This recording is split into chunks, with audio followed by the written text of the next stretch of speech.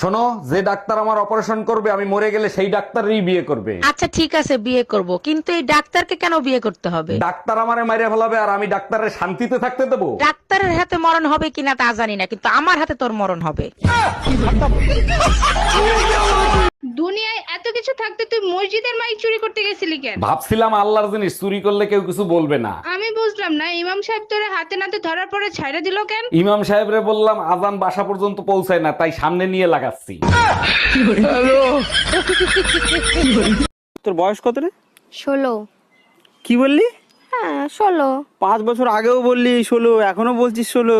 আমি এক কথার মেয়ে, ঠিক আছে? ও তো চল্লিবাজি কথা আমি বলি না। 5 বছর আগেও বলেছি 16, এখনো বলছি আমার বয়স 16, 10 বছর পরে বল। সত্যি করে বলো, এই বাচ্চা কার? 3 মাসে কারো বাচ্চা ডেলিভারি হয়? তুমি আমারে বিয়ে করছো কয় মাস হয়েছে? 3 মাস। আমি তোমারে বিয়ে করছি কয় মাস হয়েছে? 3 মাস। বাচ্চার ডেলিভারি হয়েছে কয় মাসে? 3 মাসে ডেলিভারি হয়েছে। তাইলে হইল না 9 মাস? ও আচ্ছা। বিয়ের আগে তুমি আমারে কত কিছু কিনে দিতে, আর এখন বিয়ে হয়ে যাওয়ার পরে তুমি আমার একটা টিপের পাতাও কিনে দাও না। মানুষ বড়শিতে মাছ ধরার আগে টোপ দেয়, মাছ ধরার পরে না।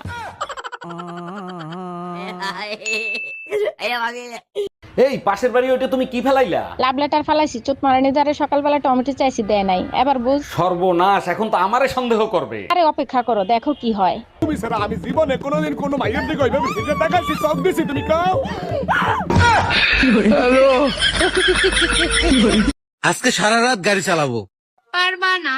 কেন? তোমার পেট্রোল শেষ হয়ে যাবে, কিন্তু রাস্তা শেষ হবে না। আমি পারি না, আর পারি না, আমি কেন মরি না। মা, তোমার নাম কি? আমার নাম সঙ্গীতা মণ্ডল। আচ্ছা, তুমি কত দূর পড়াশোনা করেছো? আমি এইচএস পাস করেছি। মা, তুমি গালাগালি পারো না তো? কি যে বলেন না, আমি এসব বালের কথা মুখেও আনি না।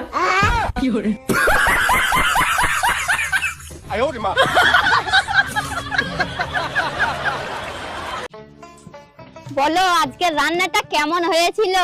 রান্না ভালোই হয়েছে, খারাপ হয়নি। কিন্তু আজকের রান্নাটা তুমি করোনি, বলো তোমার মা করেছে না? আরে তুমি কি করে বুঝলে আমার মা রান্না করেছে? কারণ অন্যদিন তো আমি কালো চুল পাই, আর আজকে আমি সাদা চুল পাইছি।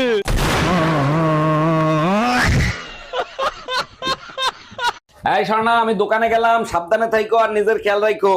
আচ্ছা শোনো না, আমার না ঘরে একা একা থাকতে ভয় লাগে, কিছু একটা করো না। আচ্ছা ঠিক আছে, বেশি ভয় লাগলে পাশের বাড়ির ভাবিরে ডাইকে আইনো। এইটা কি কোনো কথা বললা? ভাবির ঘরে কাজ কাম নাই, ভাবিরে বললেই ভাবি চলে আসবে? অবশ্যই আসবে, তুমি বাপের বাড়ি গেলে ভাবিরে ডাকলেই তো চলে আসে।